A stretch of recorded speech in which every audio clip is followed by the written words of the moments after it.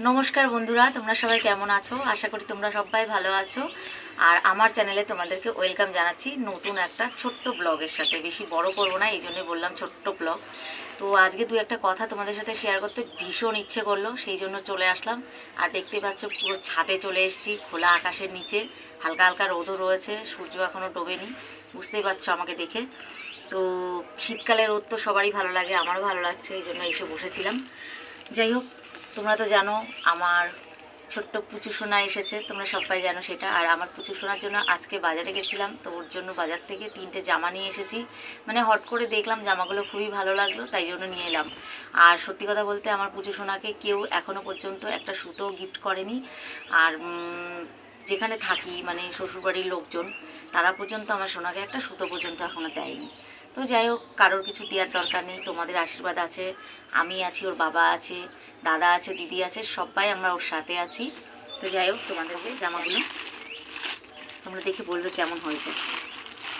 Actually আমি পছন্দ ভালো করে করতে পারি না, কিন্তু চোখে লাগলো, ভালো লাগলো, তাই এই যে এই একটা জামা আছে, দেখো, তোমরা দেখে বলবে যে কেমন হয়েছে। দেখো, এইটা ওর দিদির খুবই ভালো লেগেছে, সরস্বতী পুজোর সময় পরবে, হলুদ তো ভালো লেগেছে। এটা হচ্ছে সেটের।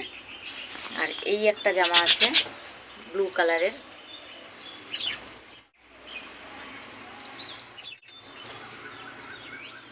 তোমরা বলবে যে কালারগুলো কেমন হয়েছে, ঠিক আছে। এটা একদম পিওর কটন, আর পেছনে চেন দেওয়া আছে। এটা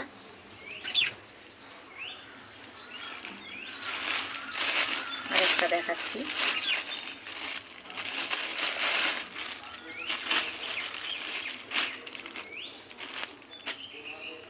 এটা গেঞ্জি কাপড়ের, বাট একটু মোটা, বেশি সফট নয়।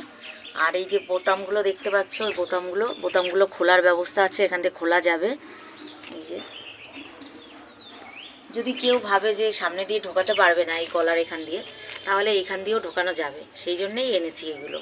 আর সামনে এই যে বর্ডারগুলো করা আছে ফুল দিয়ে, লাল ফুল দিয়ে, বেশ ভালো ফুটেছে। এটা সেটও প্যান রয়েছে। এই দেখে মনে হচ্ছে কি আমি পরে ফেলি, মানে বাচ্চাদের জিনিস এতটা ভালো লাগে, তাই না? তো তোমরা বলবে যে 3টে কালার কীরকম হয়েছে, এই জন্য তোমাদেরকে দেখালাম, খুব ইচ্ছে করছিল তাই দেখালাম। কেননা আমি জানি যে আমার পরিবারের সদস্যরা দেখে নিশ্চয়ই খুশি হবে। তো তোমরাই তো আমার পরিবার, এই জন্য তোমাদেরকে দেখালাম। আমার পুচু সোনাটা পরবে এগুলো, আরও কত কিনে দেবো, নতুন নতুন আরও কত জামা প্যান্ট উঠবে, তাই না? আর তো মনে একটুখানি দুঃখ থেকেই যায়, কেননা আমার পুচু সোনাটাকে কেউ কিচ্ছু দেয়নি। আর আমার মা নেই, তোমরা সবাই জানো, বাবা রয়েছে, বাবাও দেখতে আসেনি। শাশুড়ি পর্যন্ত, মানে যে হচ্ছে আমার পুচু সোনার ঠাম্মা, সে পর্যন্ত এখনও দেখতে আসেনি। মানে আমার 2 ননদকে বাড়ির মধ্যে এনে রেখেছে, 2জনাই বাড়িতে রয়েছে।